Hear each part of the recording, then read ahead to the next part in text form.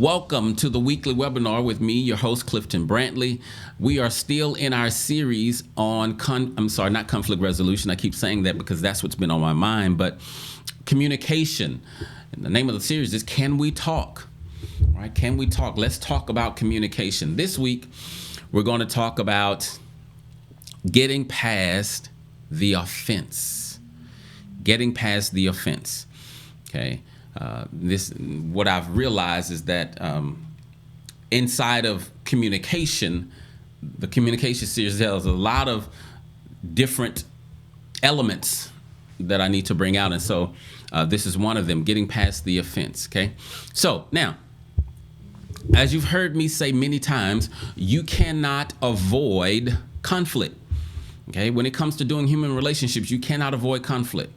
Right? For conflict to be resolved, that means that unity has been restored or harmony. Right? Now, sometimes we become stuck and unable to resolve conflict because the offense or the injury is too great.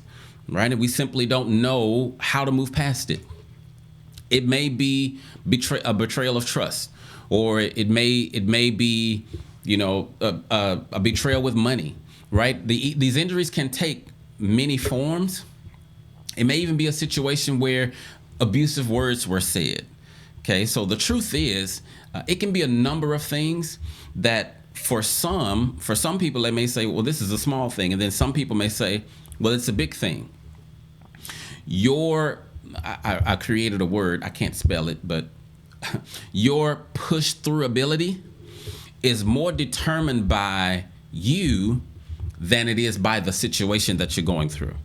Okay. And that's why we can have this conversation about how to move past the offense without all of us agreeing on what's a big and small offense. Like, that's not necessary for us to actually have this conversation. Whatever you consider as big, I want to help you move past it and either restore your relationship, or if that's not possible, then restore your peace of mind and not hold on to whatever it is that you're holding on to. Not every relationship is salvageable. Okay? You can't save every relationship. If you already have an inclination to hold on to things, then moving past big offenses will be difficult for you. But even though it may be difficult, it does not have to be impossible. So as I was creating this content, I realized that this needed to be 2 lessons, okay? Because it was just too much information for one sitting.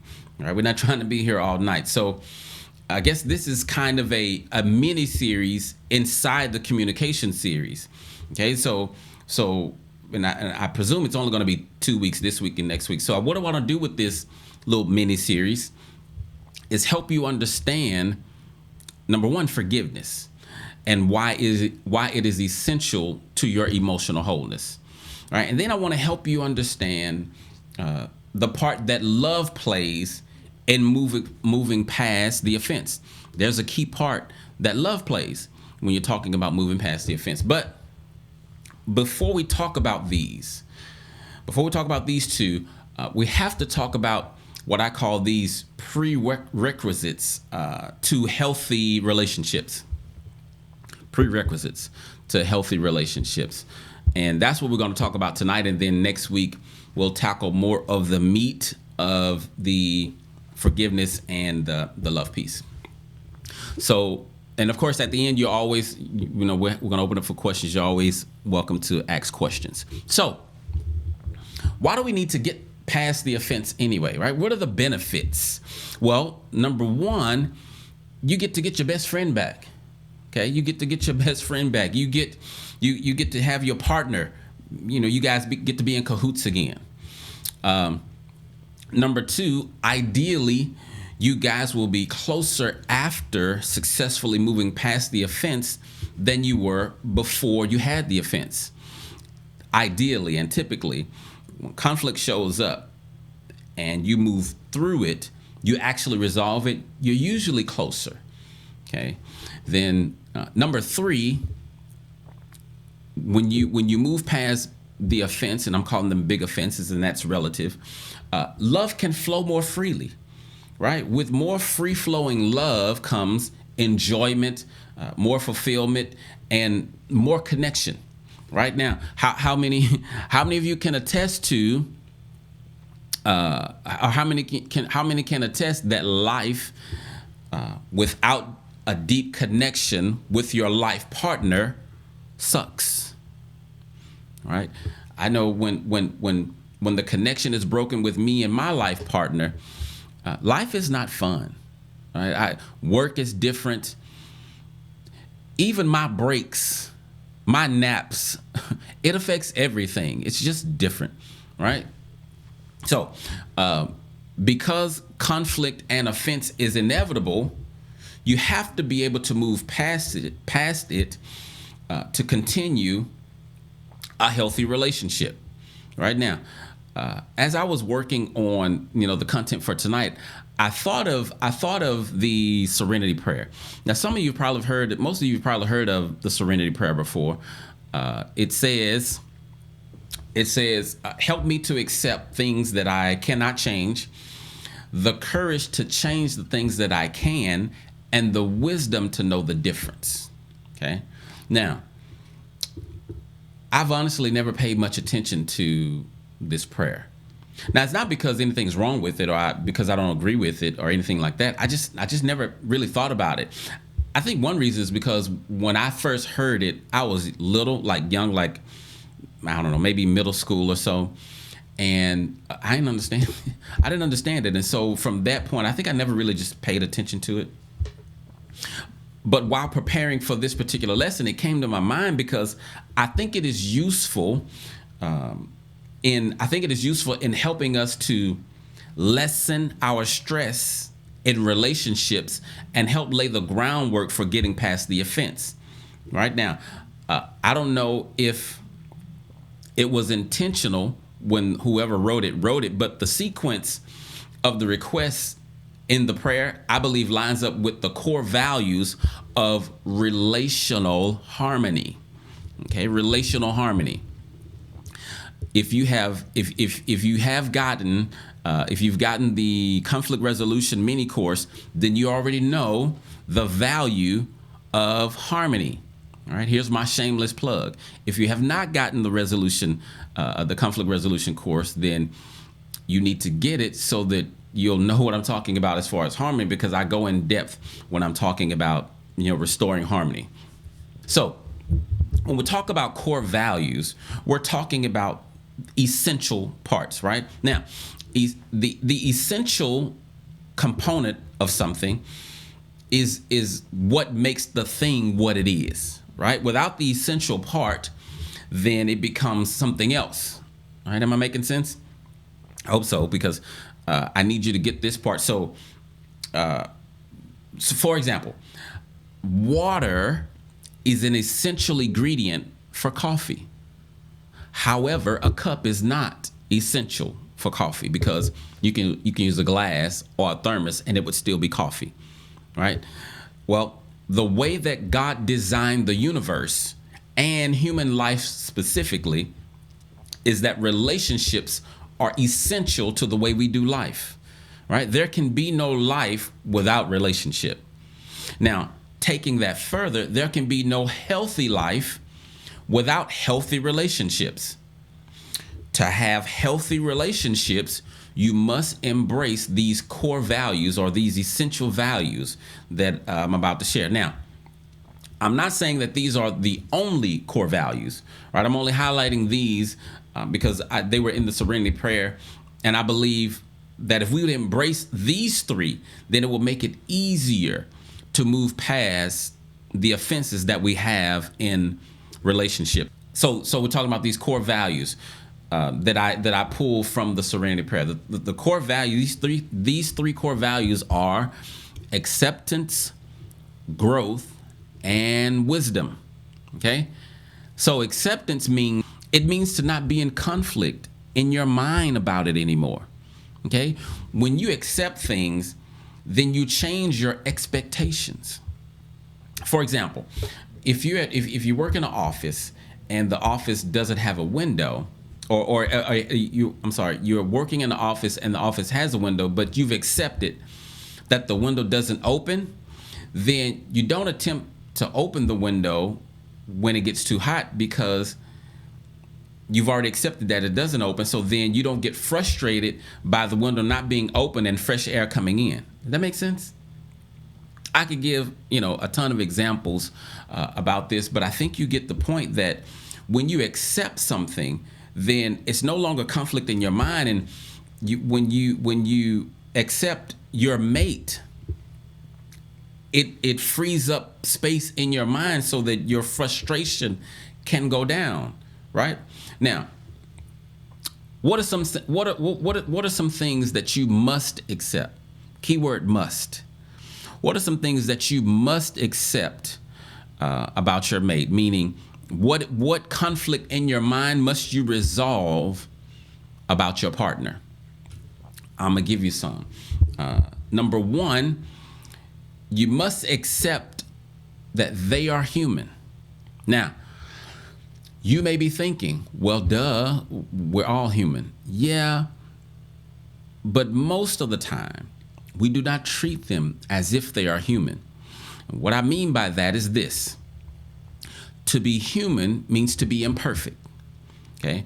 To be human means to be emotional sometimes. It means to be irrational sometimes.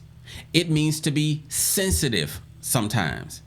It means to have insecurities and fears. And not all of them make sense to anyone except the person who owns them. Right? You must accept the reality that your partner is human. And also accept that you're human. Okay? Why is that important? Because when you accept that they're human, there are some things, your interaction with them changes. When they don't live up to your standard, you realize they're not living up to my standard, because maybe it's more because they're human and less because they don't care about me. Okay? Here's the second thing as far as acceptance. You need to accept the reality that you both come from different backgrounds. What is common sense to you may not be common sense to them, right? They were not raised with the intent of being a partner or spouse for you, right? It's not coming to America. Unfortunately, this is an unfortunate reality. Most people are actually raised to be in bad relationship with everyone else, including themselves, right? But when you accept the reality that they are not made for you, then you can embrace your differences as differences, not character flaws, right? Though their behavior may not make sense to you, it probably does make sense to them, at least at the moment when they're displaying the behavior. All right. Now, here's number 3, as far as acceptance. You need to accept that some of the things between you guys you'll never see eye to eye. Some things you'll never see eye to eye, but seeing eye to eye does not mean you cannot have harmony. There's that word again, harmony. Doesn't mean that you can't have harmony because you don't see eye to eye. And again, if that doesn't make sense, get the conflict resolution course. I've put a link in the chat. You can just go right after this, not now, but after this, and get that. Because in the course it explains in detail what I mean by harmony and how that works with conflict, whatever. So that's the first 3 core values when it comes to acceptance. Now, in order to have relational health, you have to be, this is the second one, you have to be committed to growing. Now, how did I get growth out of the courage to change what I can? Because you remember, so I'll go back. The Serenity Prayer says, I need to be able to accept the things that I can't change, the courage to change the things that I can, and then the wisdom to know the difference. So the second part, the courage to change what I can, I took growth from that because When it comes to relationships, change is synonymous with growth. Okay? Change is synonymous with growth. So look, the Bible says, don't be a busybody in other men's matters. Okay? In other words, mind your business. The difference between the core values of acceptance and growth is knowing what is your business and what is not. Right? There are three kinds of business. It's God's business, others' business, and your business. You accept God's business and others' business, but your business is the only area that you have control over that you can impact and change. Okay? God's business is God's, it's not yours. Others, not yours.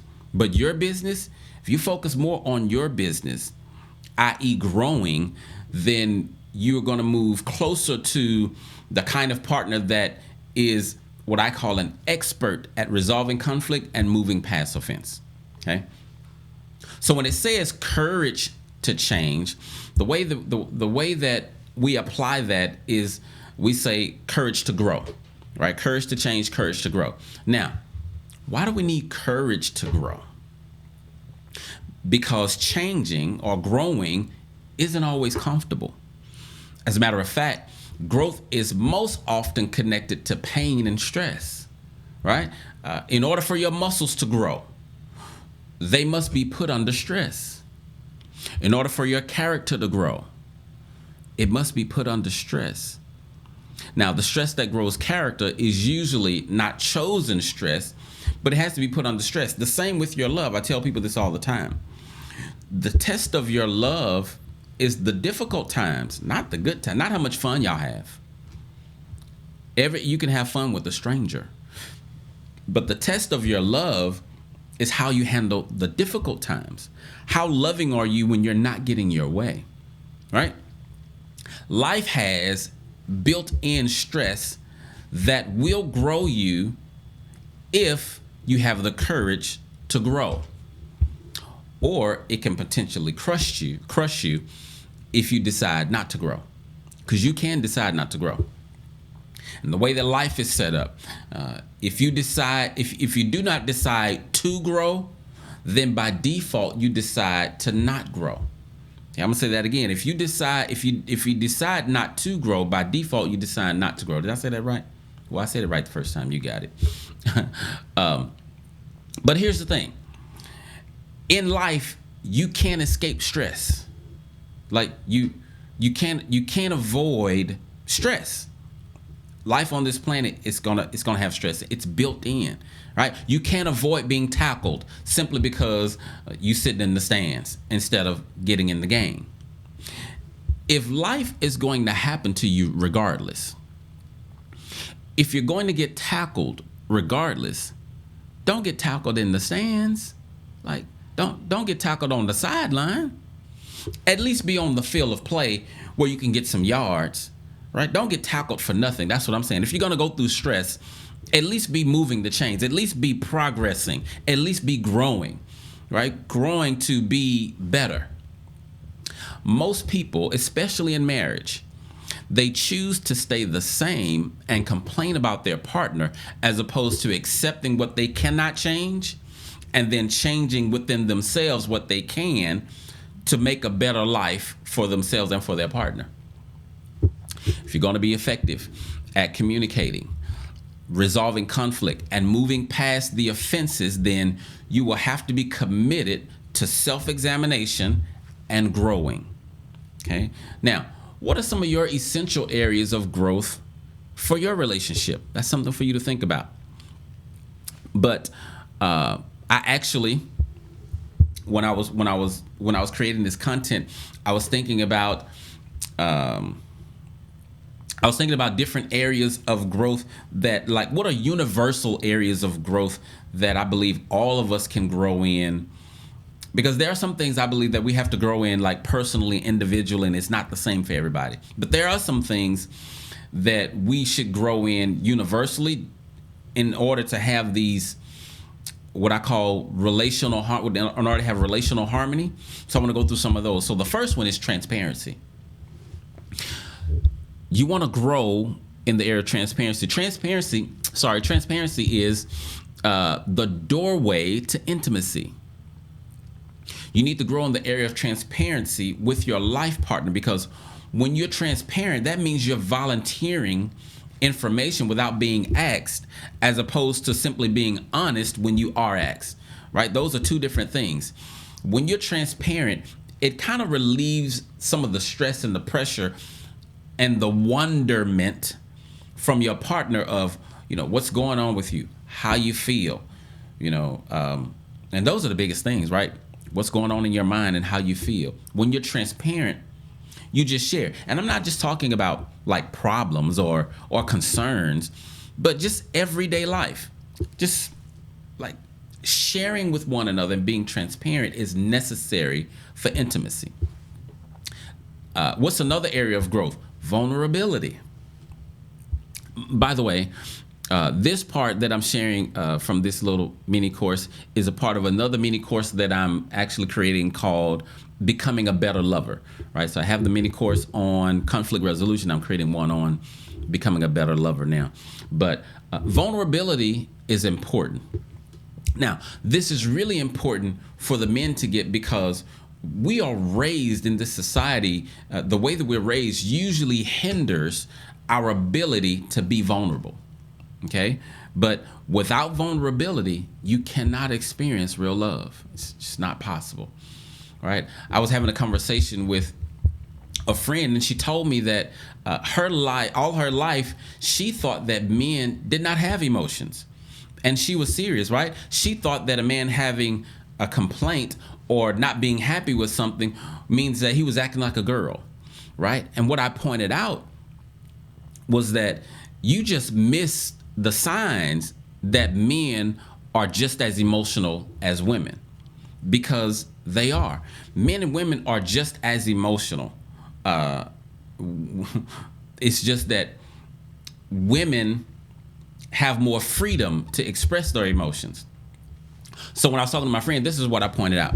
I don't know if this may not relate to everybody, but have you seen, what's the name of that movie? Menace to Society? Old movie. So a Menace to Society, in the beginning scene, Samuel Jackson is the father of the main character. So they're having like a card game or something, dominoes, I'm not sure. But they're sitting there, and the guy across from Samuel Jackson, in essence, disrespects Samuel Jackson in his mind. And the end result of that is Samuel Jackson pulling out his gun, pointing it at him, and the guy's talking noise to him, and he shoots him and kills him. That brother was sensitive. See, the thing is this. We men are just as emotional as women, but like I said, we don't have the freedom to express our emotions that way, because it's usually stolen from us in childhood. So instead of fear and sadness or apathy or confusion, we're only allowed to show anger. That's the only acceptable emotion that comes from a man. So to be vulnerable means to be naked in a sense. And it can be scary. It can be very scary. But it's even more scary when you have to be vulnerable and your partner is not vulnerable. Okay, so the thing that I try to help men see is that being vulnerable is normal, healthy human behavior. But when you learn it wrong, you live it wrong. And most of us men have learned it wrong. And then we show up to adulthood or to marriage, and we cannot connect with her emotionally in the way that she needs. And so she feels distant. She feels like she doesn't know us. He's just a brick wall. He's just, shut down. All the while inside, that brother is in turmoil. Why? Because he's a regular human who needs to express himself. But a lot of times, he don't even know what to express, because we haven't been allowed the skills and experience to process our emotions the way women have. And so it just doesn't come out right. Okay. Now, the third area where you guys should grow and this is universally, is in emotional maturity, right? You must grow in emotional maturity. I need to create a lesson on that topic alone because it has so many layers. So I'm not going to go deep into it here because emotional immaturity is vast. As a matter of fact, I have two whole books on the topic, and they're not identical books, right? So it's a lot of layers to that, but you want to grow in your emotional maturity, how you handle things, what affects you. Really, how you handle your partner when you do not get what you want or when you don't get what you deserve. How do you handle that, right? Your emotional maturity. Now, the fourth area where I believe you should grow in, and when we're talking about this, so you got acceptance, we're on the growth part of the serenity prayer. The fourth area you should grow in is knowledge of your creator. Yeah, knowledge of your creator. This is essential to you being good or great, or whichever one you want. Hopefully is great. Being great at relationships, and I'll expand on that later, a little bit later in the next few minutes. So, how much time we got? I found out last week I could look up at the top and see the time, and so yeah. Let me go ahead and for the sake of time, I'm gonna go ahead and go to the third of these core values. So you got acceptance, growth. The last one is wisdom, right? So the third core value of relational harmony is wisdom. What is wisdom? Here's the way we define wisdom. Wisdom is the skillful application of knowledge. Okay? The skillful application of knowledge. That's what wisdom is. Having knowledge is not enough. You must actually apply the wisdom and apply it skillfully. Okay, now, when it comes to relationships, where you get your knowledge from is very important. Right? Now, here are the main sources of knowledge about relationships: society, your family of origin, and God. And then just cut to the chase.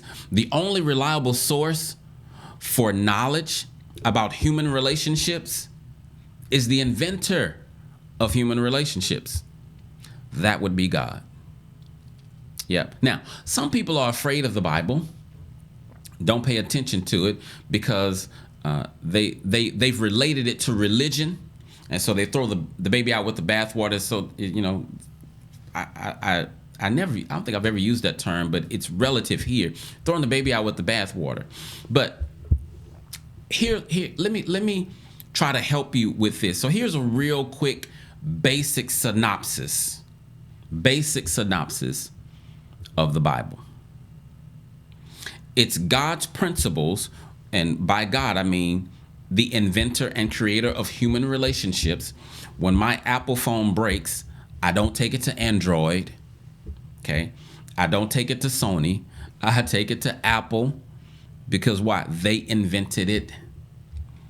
Take it to the authorized dealer. So the Bible is God's principles about how to do love and life successfully. That's important on this planet. The Bible is God's principles about how to do love and life successfully on this planet. And I like the acronym for the Bible, BIBLE, basic instructions before leaving Earth. Right? I didn't come up with that, but I like it.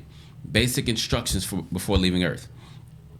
The Bible is not about restricting your fun and putting you in bondage. That's not what it's for. Instead, it is instructions on how to live free. For example, the purpose of the law of gravity is not to punish you if you jump off a building. Right? That's not the law of gravity. The purpose of it doesn't exist to punish you if you jump off a building. The law of gravity is so that you don't try to jump off buildings because you can't fly. Right? Now, the law of gravity is not in the Bible, but I use that law because the law of gravity, like Newton did not come up with the law of gravity. God did. But Newton kind of put words to it and defined it. Well, all throughout the Bible, all of God's laws in there, they're laws for life. And the only reason they were there from the time he created the universe, but he had to write them down so that at the time the Israelites would not kill themselves. They did not know how to live free. And so the laws and requirements or whatever that you read in the Bible is not to hinder your fun. That would be like I buy a chainsaw and I'm not going to read the instructions because the instructions is going to tell me they're trying to hinder my fun with the chainsaw. No, the instructions are there to help you use it properly and not kill yourself. Okay, now that's the Bible. So I have another example as far as his law. So like when he says you should have no other gods before me, that's not to punish you. That's to help you connect to your life source so that you can live a successful life, right? It's not to punish you. So the wisdom that you need to be a great human, and to be great at human relationships, is always going to come by way of the one who invented relationships. Okay? Relationship is God's idea. Now, just like you can choose to not believe in the law of gravity, it will not change the truth of it. You can also choose not to believe that God has all of the answers to your relational issues. But that will not change the truth of it. And you know me, my goal is I'm not trying to force anything down your throat. I'm trying to help you do life better. And it just makes sense. Even though I was raised this way, if I was not, it just makes sense that the inventor of something is the best one to go to when it's broken, including your life. When it's broken, take it back to the one who created you. Figure it out on your own and just mess stuff up more. I can't tell you how many times I've done that. Okay, so doing life, I've said this before, doing life the way that you think it should be done may prove to be futile. And one thing that I've learned at my age is we don't know how to do life on this planet, period, point blank. We don't. And that's why it takes all of us, I believe, sharing and feeding one another and, sharing knowledge. I tell people all the time, the reason that I read, I actually don't like reading. I don't know if you guys know, you probably didn't know that. I don't like reading. But the reason that I read so many books is because I don't have a life mentor. Like I don't have somebody say, hey, Clifton, run your business this way. Hey, do your taxes this way. I don't have that. So I have to constantly feed myself information so that I know how to do life on this planet. Well, when it comes to relationships, I have a lot of relationship books. But if any of those books don't line up with what the creator of relationships has already said, and I kind of push that to the side. Why? Because I just feel like Apple can tell me better how to use my iPhone than Android. To me, that's just good common sense. Okay. So that's part one. And let me just I'll try to do a synopsis and recap for you to make sure you got everything. Because I know in my email, I tell you guys to bring a pen, but I don't know how many of y'all actually have a pen, right? You're going to watch the replay, right? So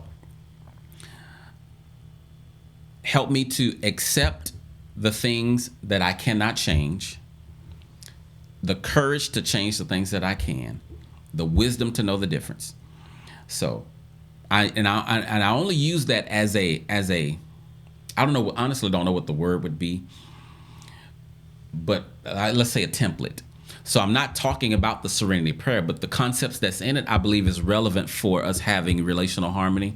So acceptance is big. And I didn't dive deep on that. I probably should have, but I knew like time was going to fly. But when you accept your partner for who they are, that's one thing I didn't mention. When you accept your partner for who they are, like really accept them, you'll stop trying to change them. And here's something else you have to accept. I didn't say this. Accept the fact that they are the way God made them. They were made in his image, not your image. Accept the fact that they are how they are because God made them that way, and then because of their own traumas or whatever. But whatever reason they are the way they are, it has nothing to do with you. That's what you have to accept. Okay? And so then the second one, the courage to change. Have the courage to grow. Don't stay stagnant. Don't always point the finger at them. Remember, my philosophy is the way that you have a great marriage or a great relationship is by becoming a great partner, not wishing you had a great partner. Okay? So you want to work on your growth. And then the last one, wisdom. Wisdom is the skillful application of knowledge. You cannot do life effectively on this planet without wisdom. Here's what I've learned. Life is not fair or unfair. It's just life. It's not good or bad. It's just life. What makes life good or bad is preparation or lack thereof. The more prepared you are, the better life will be. That's wisdom. So that's what I have for you guys today. Hope that it was insightful for you and helpful. Next week, I think, is going to be just as impactful because we're going to talk about forgiveness and why that is so crucial to your emotional health. People don't realize when you don't forgive how you stay stuck, not them. So we're going to talk about that. Depending on the time, we'll determine if I will get into how to forgive, because that's a whole nother that can because forgiveness is not always easy, especially when you're talking about getting over major offenses, right? And also we're going to talk about the love necessary, our love's part in moving past the offenses. Okay? All right. So I am ready for questions.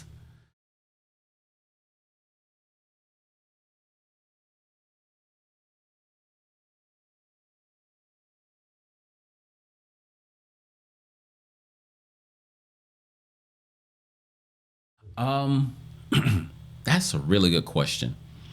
The way that I'm going to answer that, if it's a major issue, you have to resolve it.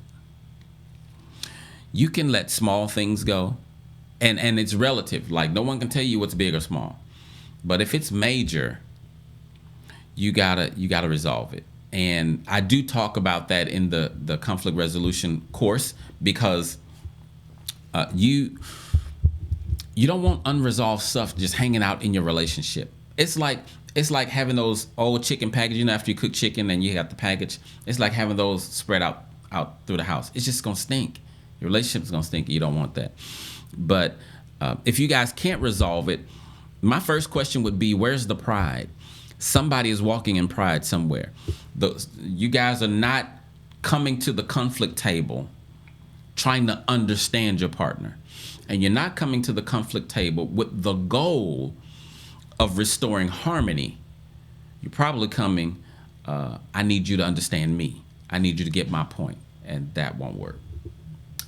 So I hope that answered your question. If that was, if not, let me know. You can give me more. You can expound on that so that I could, give you more if you need more. Are major issues unresolved the exception to no? Is not the exception. But as I think about it, let me answer the way lawyers answer. It depends.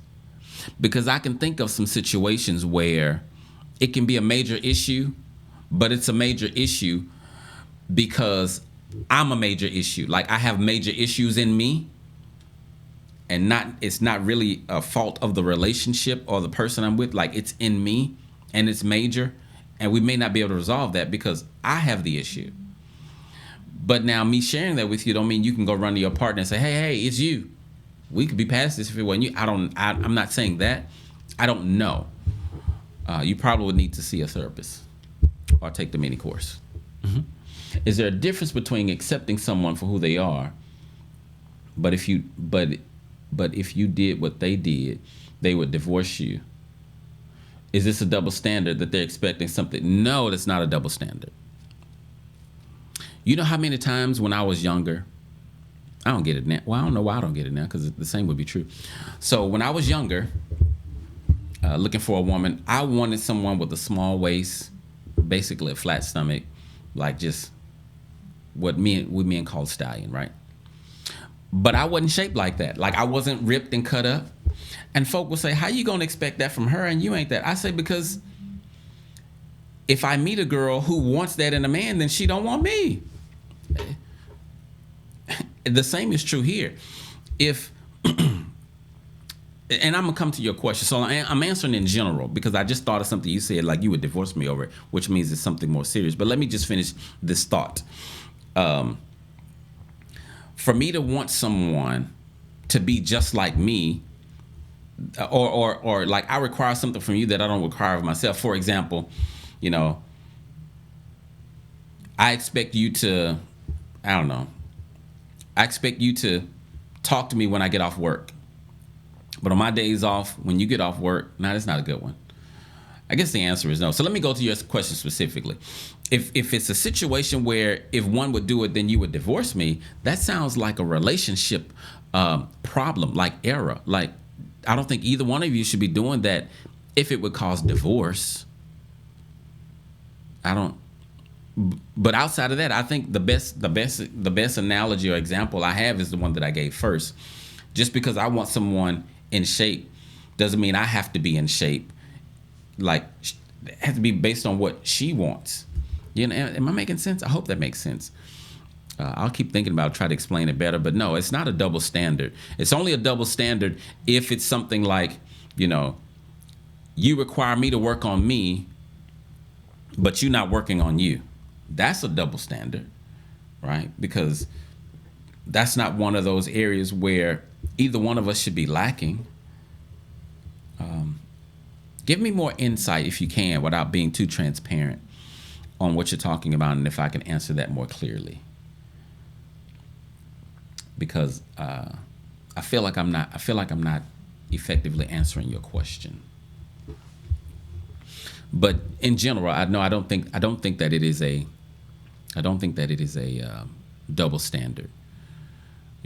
Like, I only want you to buy Apple products for me, but I buy Android for you. That's not a double standard, because you may not like that. If both of you agree that we should be doing these two things, but one of you is not, and the one that's not is harping on you for you still doing it, that's a double standard. Did that answer it? That is a double standard, and it's unfair. And it's multi-layered. There's a whole lot of other answers to that too. That's multi-layered. Yeah, no. How do you communicate with someone who is emotionally damaged and refuse to get help? Well, so when you added that second part, you changed my answer. So if I just read the first, how do you communicate with someone who is emotionally damaged? Becoming a better communicator, because now you need certain kind of skills. Like, if I do CPR, it's different than if the ambulance worker does CPR. They have different skills, right? So become a better communicator so that you can help understand the person that's emotionally damaged so that you can communicate with them. But when you add that last part and say they refuse to get help, hands tied. If they refuse to get help, then the law of boundaries come in place. With boundaries, the law of boundaries says, I'm responsible for what's inside my boundaries. You're responsible for what's inside of yours. And if you don't take care of your stuff and it starts to affect our stuff is gonna suffer. Which means, yeah, my relationship sucks, but yours too. You can't be happy and I'm unhappy and we're in the same relationship. But someone who doesn't want to get help, man, that's the makings of a toxic relationship. I'm not saying that it's going to be toxic or it's going to go that way, but that's the makings of a toxic relationship. If somebody does not want to grow, does not want to get help, what's the reason you don't want to get help? I know you don't like the relationship the way that it is. Get help. They refuse to get help, but they acknowledge something is wrong. Yeah, you there. So that's unfortunately those kind of people you have to leave to their own devices. Even God said, I'm only going to struggle with man for so long. After a while, I'm going to have to just turn you over to yourself. If you keep bucking against me, if God has a limit, yeah, if if you have a headache and you keep complaining about the headache to me, I give you some leave because we're assuming it's a regular headache. It actually don't even have to be a regular headache because you're not going to take the medicine. So I give you the leave and you don't take the medicine. That's fine. It's your choice because it's your headache. But you can't keep coming to me complaining about your headache. And I'm not going to be rude, mean, or disrespectful. Babe, I got a head. Sweetie, I'm not trying to hear that. I don't. You got to take that to God because I've tried to help you and you don't want the help. I'm going to the garage. I'm going to the store. I'm going to the bowling alley. I'm going to the movies. By yourself? Yeah. Why? Because you don't want to do the relationship.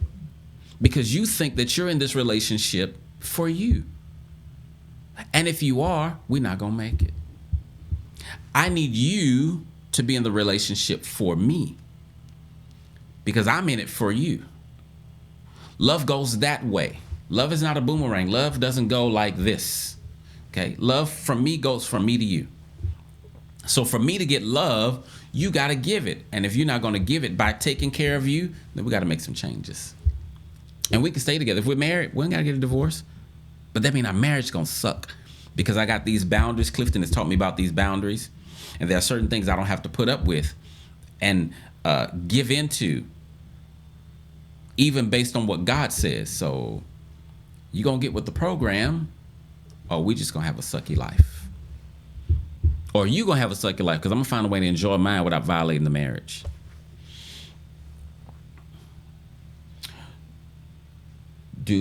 Someone can survive in that type of relationship? Do I think someone can survive in the kind of relationship where someone refuses to change? Let's see. I missed this other part. People don't want to get help because it makes them look weak and they have to confront themselves versus someone else. Well, so you actually just said two different things. It doesn't make them look weak. It exposes their weaknesses, which is it's weak to say, I don't have no problems. It's weak to say I'm perfect. That's a clear sign of weakness. But it takes strength to say, hey, I can't lift all this. Can you help me? I'm trying, but I can't do it. That takes strength. It takes strength to be vulnerable. Look up Brené Brown TED Talk on vulnerability, the first one she did. It takes strength to be vulnerable. That's not weakness. What we've labeled as weakness in this society is all backwards. We label crying as weakness. So you mean being human? It's a normal human reaction to pain. And I'm weak because I cry? That's not true. That's why you have to get your knowledge for wisdom from the instruction manual. The right instruction manual. Otherwise, you'll be all over the place trying to deal with crazy humans. Broken humans. You'll be all over the place. But when you say, do you think you can survive that kind of relationship? You mean survive with someone who refuses to change? The short answer is yes, but why do you want to be in a relationship that you got to survive? I don't want to live in survival mode in my relationship. I want to thrive, not survive. But it's like, if your life sucks, why don't you want to change it? You're not happy. You're not happy. You can't be. You're pretending. How do I know? Because here's the thing about human life. Happiness is not as much as you may think, I'm about to go out on a limb and say something, happiness is not tailor-made. And what I mean by that is, it may look different on the surface, but internally, it's the same. Meaning, I'm whole and I'm complete, and I know who I am, and I love me, and I've accepted God's love. It's the only ingredient for happiness. Now, how it shows up on the outside, it may look different. But guys, we're humans. We're all different, but we're all the same. Trust and believe. We're all different, but we're all the same. Husband cheats, lies, and disrespects me, then says that's who he is, accepted.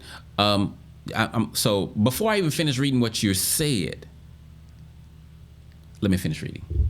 Husband cheats, lies, disrespects, say that's who he is, accepted. If that is who he is, he's not safe, he's toxic, and you need to get away from him. Like I do not encourage divorce. I'm just answering your question.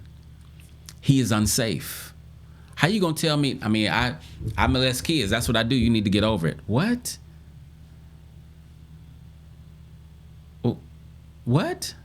Come on. They told me if I did those things, they would divorce me. I'm being held to the standard. So the issue is you. I don't even have to finish reading it. How are you going to allow somebody to treat you that way? Don't do that. You're a human. You're not property. Nobody can hold me to any standard that I don't want to be held to. Not even marriage can hold me to a standard that I don't want to be held to. You have free will. And the covenant, from what you're saying, if we're going to talk, let's talk about God, right? The covenant has been broken. You want me to accept the fact that you're trifling? I do. I accept it. Now I'm leaving. That's why I'm leaving, because I accepted it. I'm not in conflict in my mind anymore about who you are. So I gotta go. Gotta leave. Let me finish reading it. I gotta scroll up. Constantly forgive them intentionally doing things while they hide behind, this is who I am, not accepted. All people deserve respect, so it seems he has no interest in treating me better. Right. I don't understand what took you so long to get to that reality.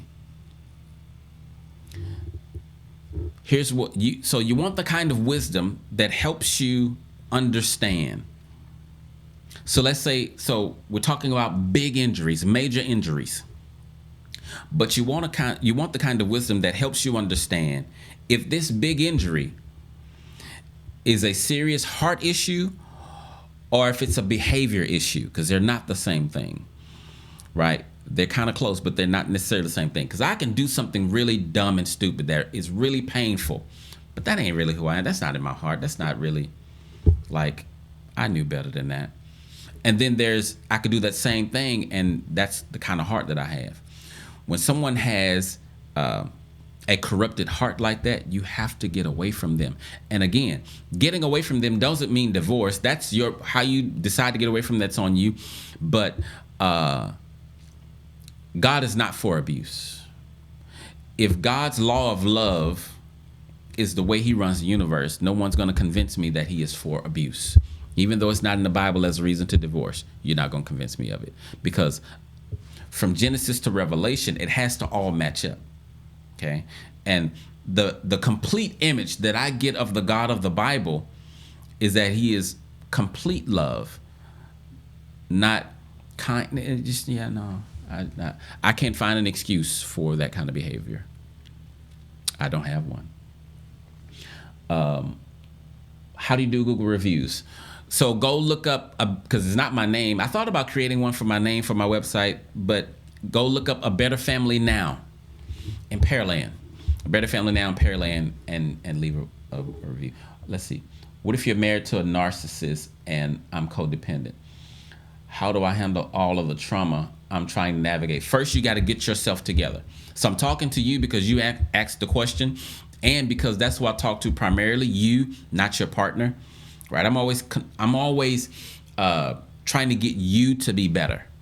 Right? So you got to deal with your codependence, because otherwise a narcissist it's going to injure you.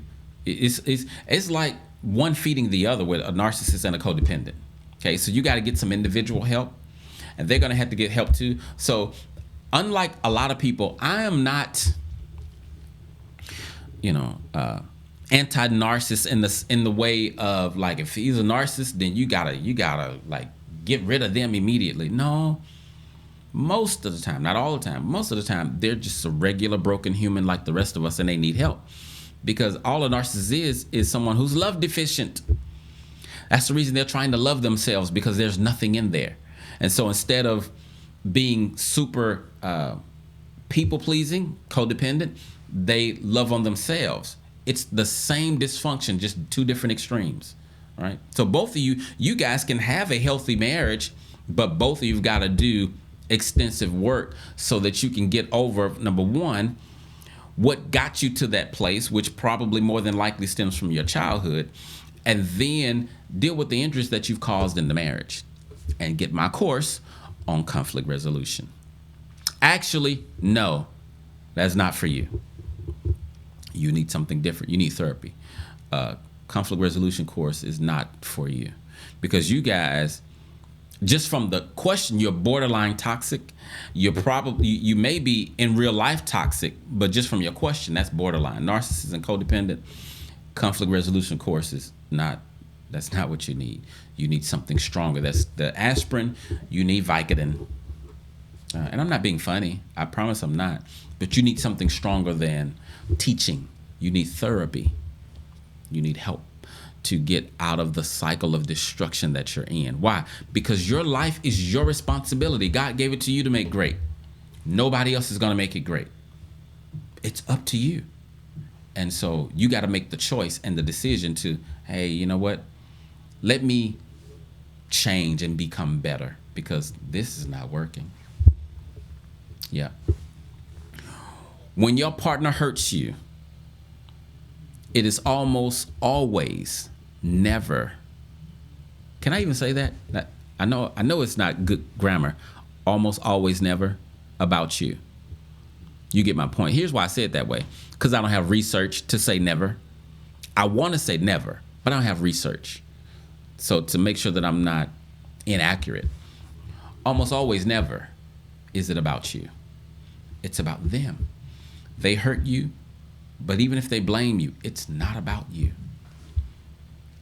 Yes, when you're in the midst of the hurt, that ain't what you're thinking. You know, you cheated on me. Yes, I'm thinking, was I not good enough? I mean, a whole lot of. By the way, stay away from affairs, man. That's a whole different topic. And again, I'm not going to specifically address that next week. That is far too vast. I thought about creating a mini course on affairs, but shoot, that'd be like 12 video. That'd be a lot. But it's necessary, so I may create it. It's going to be expensive, though. That one's not going to be cheap, because I'm going to have to labor. And that one, you're going to have to. And you're going to have to invest in your marriage. Invest. Make it better. What's a better way to handle let's agree to disagree? Well, it depends on what whoever says it means by it. Because I did say, remember earlier, I did say that you don't have to see eye to eye to restore harmony. So think of harmony. This is a little bit of the mini course. When you think of harmony, think of like an orchestra, right? You have a bunch of different instruments. They're not all the same. But when they harmonize, it sounds beautiful. So you don't have to be identical. We don't have to agree on everything. We don't have to see the same for us to be in harmony. Now, here's the answer. I knew it would come.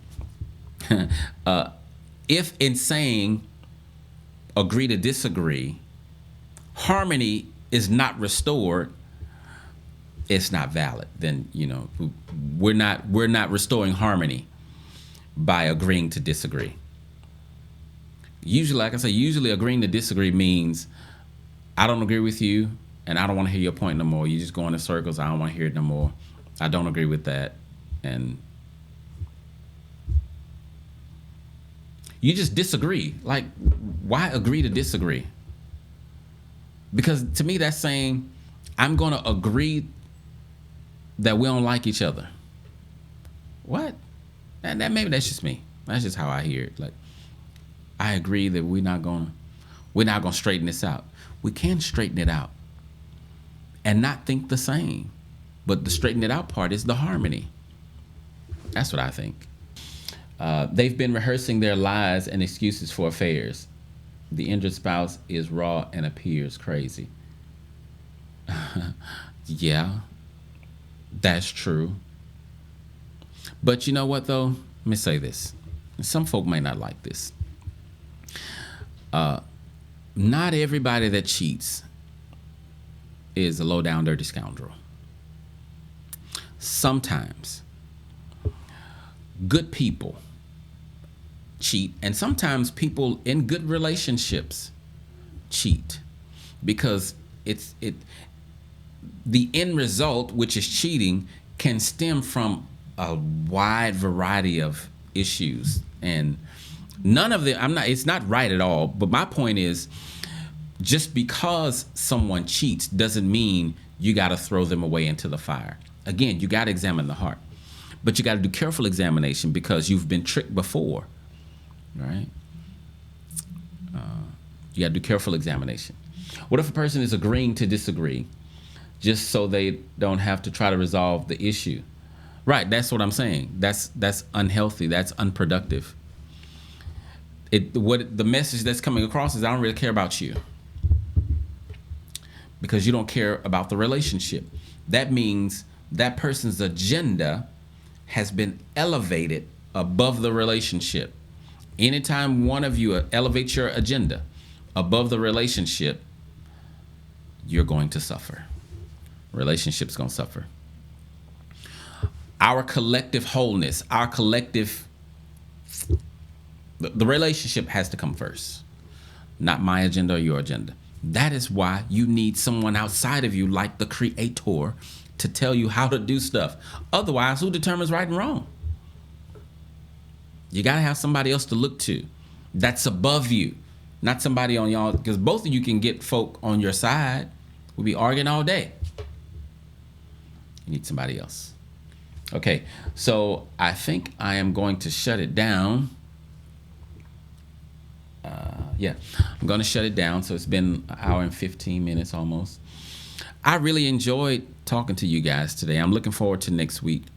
We're talking about forgiveness and the love piece as far as moving past the offense. So you guys show up again and let's talk again next week. Again, thank you for allowing me to speak into your life. I do not take that for granted. And I hope that any of my joking is not taken to heart. I hope that none of the comments that I say are harmful, even though some of them may hurt, right? Hurt is not always bad, but harm is bad. And I'm not trying to harm you. I'm really trying to help you. And I want you to see life the way God intended you to see it. He gave you a life for you to make great. It's up to you. Okay? So again, thank you guys. And I will see you next week.